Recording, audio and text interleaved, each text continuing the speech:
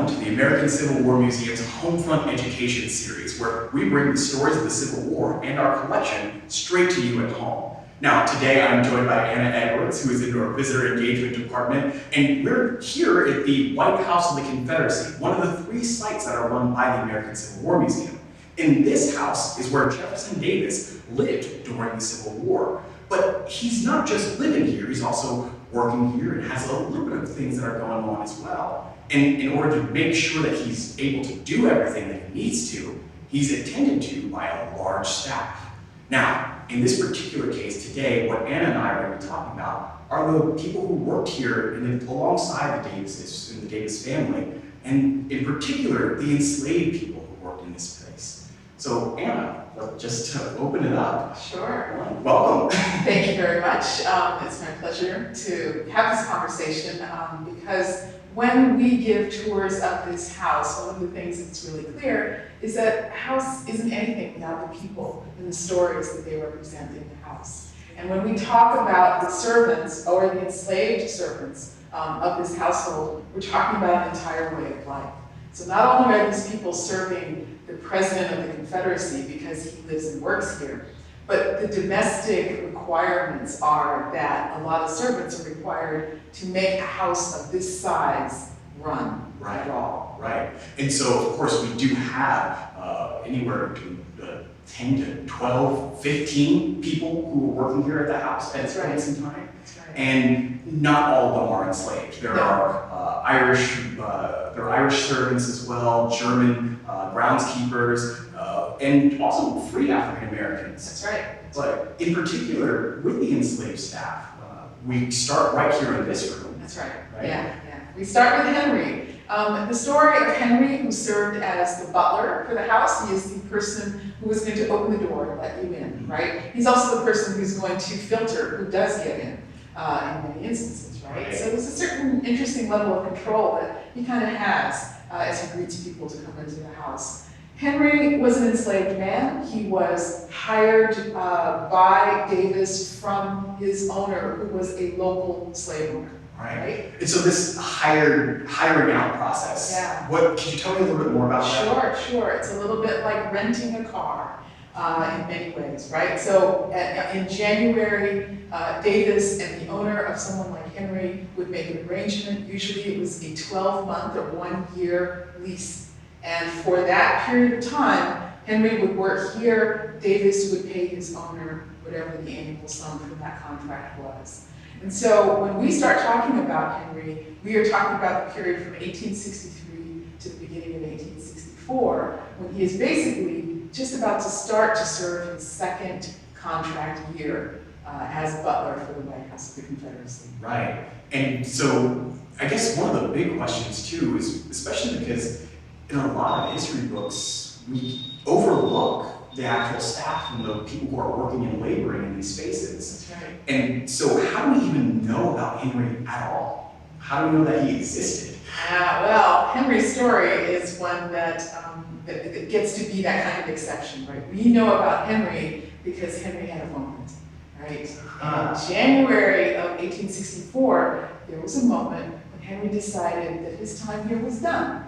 Therefore, according to the newspapers, there was a report that there was a small fire that was started in the basement of the building. It was not a terribly big fire, and they described it as mostly smoky. Therefore, we think that most people were not really at risk. Nevertheless, fire was the #1 fear for threats to buildings and structures. So they report that this fire has taken place. By the time they get it cleaned up and cleared away, somebody notices that Henry is gone. Right? Of course. So he's taken advantage of the smoke and the excitement, and he has made his way out. And as far as we know, because we don't really know what happens to him after this, but as far as we know, he has made it. He has escaped. Because frankly, if he had been captured as the butler of the executive mansion of the Confederate government, that would have been front page news. Right. Wow. Wow. So Henry has made his way out. Yes. But obviously the role of the butler still needs to go on. It does. So who more or less fills in for Apple next? Right. So there's another man who's apparently already on staff here, sort of kind of general purpose labor role, and his name is Spencer, and they decided to put Spencer in Henry's stead, and so he will take over that role. Wow.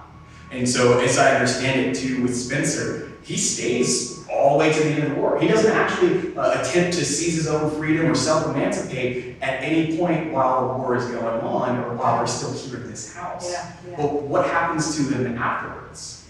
Well, Spencer is someone who, because he sticks with the family, through the time of their escape in 1865, he's with them actually all the way up until the point at which they are captured by the Union Army. At that point, he takes his freedom. So in this instance too, it's interesting to note what Spencer is going through, because I do understand that he's got a lot on his mind, as anyone would in that situation. And so actually choosing to self-emancipate later on down the line is an interesting choice for him too. And there are probably a number of factors that are going on there, and we only have so many sources that are going to let us know what is going on, since none of them are from him or from Spencer himself. Right. We can only speculate. Yeah, there was a lot of people back in the day, some of these folks who were around, and principally people who represented the owner class, tended to write about Spencer as though he was a less than perfect character. Right. You were mentioning before, there is the role of the butler is to allow people in, right? Yeah. To filter who else is coming in. Yeah. How is Spencer doing? Spencer apparently took that role on as kind of a personal mission. And he was apparently well known for actually simply not letting people in. It's just like, no, you don't get to see the president, he's not interested, he's too busy. Right. But that was not necessarily the orders that he had received, right? So I think it really is interesting to imagine the places and the moments in which even an enslaved person is going to find a place of control, right? How are they going to exert some manner of control over a life that is lived entirely outside of their control? Right. I mean, even going back really quickly to Henry, Henry required paperwork just to get around. That's right. He certainly did. Just having a pass which would define where he could go, when he had to be back, how long it was for. This one's perfect, right? Yeah. Pass Henry to apothecary store and back to President's house, November 10th, 1863. That's right. Yeah. It's a really incredible artifact to have. Now, this, of course, is a copy of the original that we have in our collection. But to actually have in the writing of someone in the household, it could have been Jefferson Davis because that's his signature. It could also have been Mrs. Davis because she was in charge of household affairs, right? But nonetheless, this is very specific permission. It says that he can go to this place and he can come back. It does not say that he can run extra errands and he's got to be back by a certain time. This tells him where to go and to come back, and that's it. So you can imagine that this is also a part of feeling like you have no control over your person, and would certainly be a part of what leads someone to find that moment during the war in which they actually think they can make their escape. Right. So Henry's is one story, and Spencer's is another story. Absolutely. And that little bit of control, like either whether you are choosing to self-emancipate, whether you're choosing to leave entirely, or if you're just saying, I'm going to control who's going to come in. That's right. Those are those tiny moments that enslaved people are really focusing on, really bringing up. That's right. That's great. I'm glad we had a chance to talk about Henry and Spencer. Yeah. We're going to be going into a little bit more of our different people who work here in the house as we move upstairs and talk about more of the staff there. So join us for our next video.